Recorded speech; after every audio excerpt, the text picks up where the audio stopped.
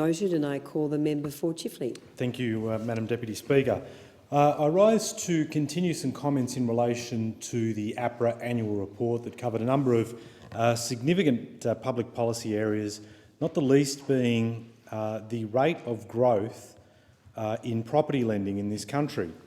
For members that may be from outside of Sydney who wonder in a rather perplexed way what is happening in the Sydney property market, your confusion is probably joined with the confusion of many in Sydney, but the people in Sydney are very concerned, not just perplexed, but concerned at the rate of growth in house prices in that market, which I might add have been estimated to be growing at a rate of $2,000 a week, a simply astronomical rate of growth for house prices in that market. And while Melbourne, and I note the presence of some Victorian members in the chamber, while Melbourne is growing at a very strong pace, it is Sydney that is causing a great deal of concern, not only from an affordability perspective, but also from the perspective of what it does to potentially limit decisions being made by the Reserve Bank of Australia in relation to interest rate movements, which the Governor has said he cannot be held hostage to, not in those strident words. Anyone who knows the Governor knows that he is not prone to such dramatic expressions. However, they have indicated fairly strongly that they're not in the business of making decisions about future interest rates on the basis of what's happening in the Sydney market. However, while I did say a few moments ago that the Governor is not inclined to strong or strident speech, he did indicate in the last week and characterise what was happening in Sydney as crazy. I can't recall in the times that the Governor has appeared before the House of Representatives Standing Committee on Economics that he's used quite such strong terms, but he is reflecting a growing level of deep interest in what's happening in Sydney, characterised not the least of which by Treasury Secretary Fraser, who during Senate estimates characterised what was happening in Sydney as a housing bubble. There'll be a number of people that will make comment about what needs to be done about housing affordability into the long term. People suggesting things need to happen on negative gearing, people suggesting things might have to occur in relation to reform of capital gains tax, right through to other people suggesting that the easiest way to deal with housing affordability is simply supply. I certainly recognise that there will be a number of elements in this debate and that there will be a number of perspectives brought to bear with respect to housing affordability.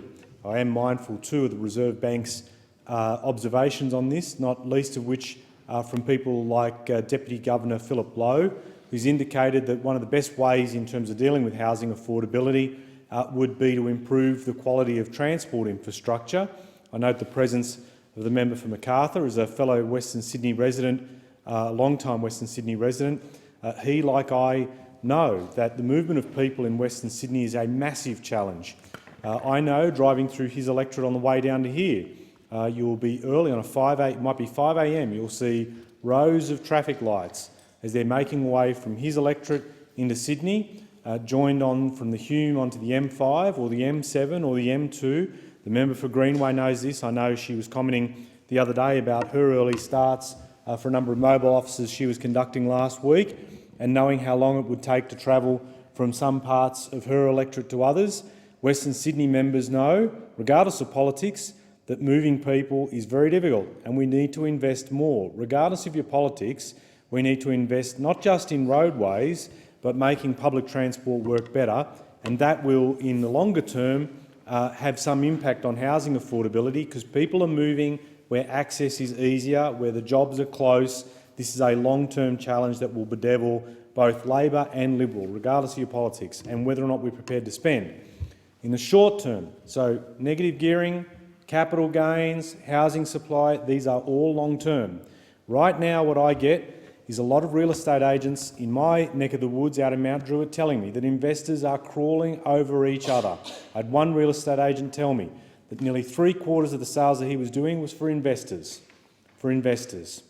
And you can talk about negative gearing all you like, but that is not going to come quickly. It will be an issue which will be controversial to deal with.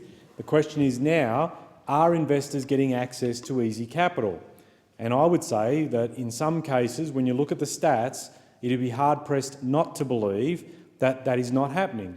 If you look at owner-occupier growth in lending over the past 12 months and compare it, for example, to investor lending, APRA said, the regulator who is the subject of this discussion, said that they would set a benchmark of 10%. It grew 11% last year, and owner-occupier grew at just a shade over 5%.